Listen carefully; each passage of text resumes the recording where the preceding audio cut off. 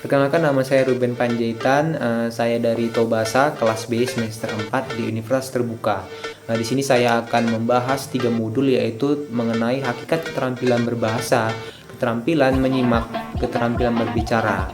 Kita langsung lanjut ke modul pertama, yaitu membahas tentang hakikat keterampilan berbahasa. Kegiatan belajar 1 tentang pengertian dan manfaat keterampilan berbahasa memiliki 4 aspek keterampilan, yaitu menyimak, menulis, dan membaca. Dalam berbicara, si pengirim pesan mengirimkan pesan dengan menggunakan bahasa lisan. Kemudian dalam menyimak, si penerima pesan berupaya memberikan makna terhadap bahasa lisan yang disampaikan orang lain. Selanjutnya, dalam menulis, si pengirim pesan akan mengirimkan pesan dengan menggunakan bahasa tulis. Di pihak lain, dalam membaca, si penerima pesan berupaya memberikan terhadap bahasa tulis yang disampaikan orang lain. Mengirimkan pesan antara lain, si pengirim harus memiliki keterampilan dalam melakukan proses encoding. Sebaliknya, dalam penerima pesan, si penerima harus memiliki keterampilan dalam melakukan proses decoding. Keterampilan berbahasa bermanfaat dalam melakukan interaksi komunikasi dalam masyarakat, yang keberhasilannya antara lain bergantung pada tingkat keterampilan berbahasa yang dimiliki oleh seseorang. Misalnya profesi sebagai manajer, jaksa, pengacara, atau bahkan guru serta wartawan. Pada kegiatan belajar 2, aspek-aspek keterampilan berbahasa memiliki 4 aspek keterampilan berbahasa Indonesia, yaitu mendengar atau menyimak, berbicara, serta membaca. Menulis, membaca dan menulis, mendengarkan dan berbicara merupakan aspek keterampilan berbahasa ragam lisan. Sedangkan membaca dan menulis merupakan aspek keterampilan berbahasa ragam tulis. Mendengarkan dan membaca adalah keterampilan berbahasa yang bersifat reseptif. Sedangkan berbicara dan menulis adalah kegiatan belajar bersifat produktif. Untuk menguasai 4 jenis keterampilan berbahasa tersebut, seseorang harus menguasai keterampilan mikro. Pada kegiatan belajar 3, keterkaitan antara aspek keterampilan berbahasa berbicara dan mendengarkan adalah 2 jenis keterampilan berbahasa lisan yang sangat erat kaitannya. Berbicara bersifat produktif, sedangkan mendengarkan bersifat reseptif. 2 jenis keterampilan lainnya, menulis dan membaca, keduanya merupakan jenis keterampilan berbahasa ragam tulis. Menulis merupakan kegiatan berbahasa yang bersifat produktif, sedangkan membaca bersifat reseptif. Dalam pemerolehan atau belajar suatu bahasa, keterampilan mendukung pemerolehan bahasa jenis produktif dalam suatu peristiwa komunikasi sering terjadi. Beberapa jenis keterampilan berbahasa digunakan bersama-sama guna untuk mencapai tujuan komunikasi. Selanjutnya pada modul 2, keterampilan menyimak, kegiatan belajar 1, yaitu keterampilan belajar menyimak. Permulaan. Menyimak bahasa adalah suatu proses kegiatan mendengarkan lambang-lambang atau lisan dengan penuh perhatian, pemahaman, apresiasi, serta interpretasi untuk memperoleh informasi, menangkap isi, serta memahami makna komunikasi makna komunikasi yang tidak dapat disampaikan oleh pembicara. Ini ujian atau bahasa lisan. Menyimak bahasa merupakan pelajaran pertama menggunakan bahasa.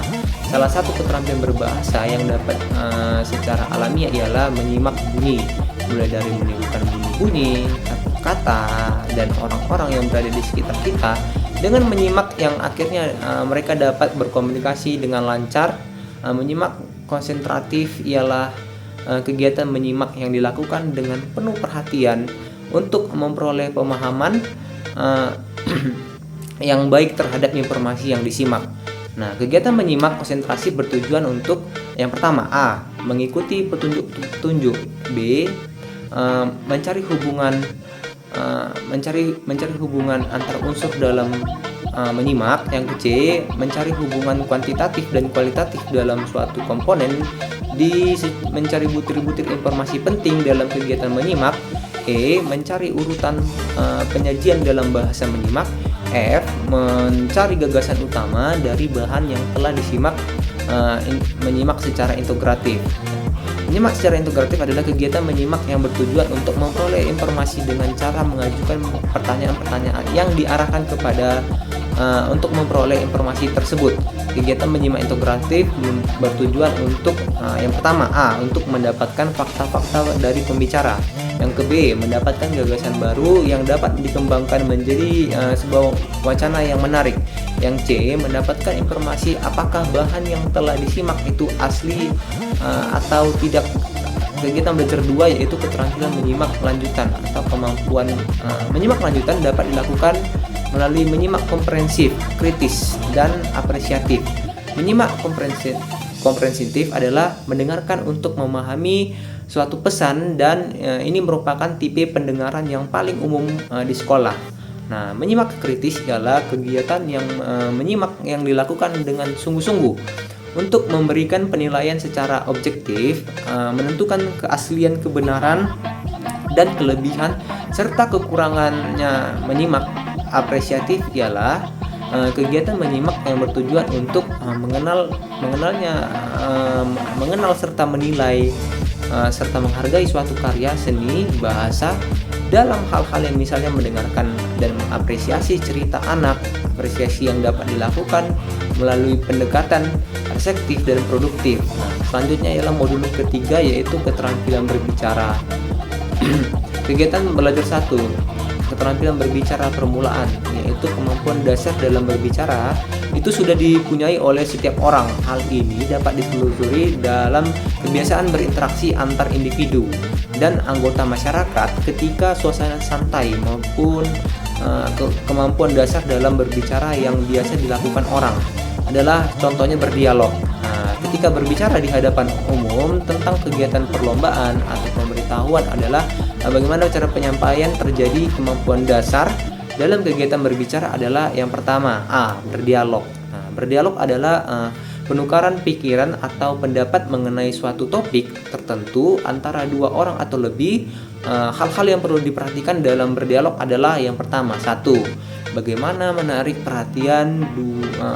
2. Bagaimana cara memulai dan mempraktisi atau suatu percakapan. Yang ketiga, bagaimana menyelah atau mengkoreksi dan memperbaiki serta mencari kejelasan.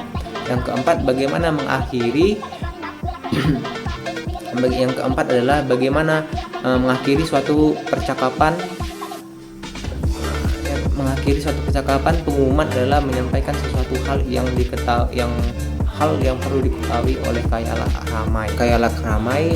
Ciri-ciri yang harus diperhatikan dalam membaca pengumuman adalah menyampaikan sesuatu hal yang perlu diketahui oleh khalayak ramai. Ciri-ciri yang harus diperhatikan dalam membaca pengumuman adalah volume suara harus keras, informasi yang tepat, dan gaya penampilan yang menarik. Yang C, penyampaian argumentasi. D, bercerita manfaat, bercerita antara lain satu memberikan hiburan.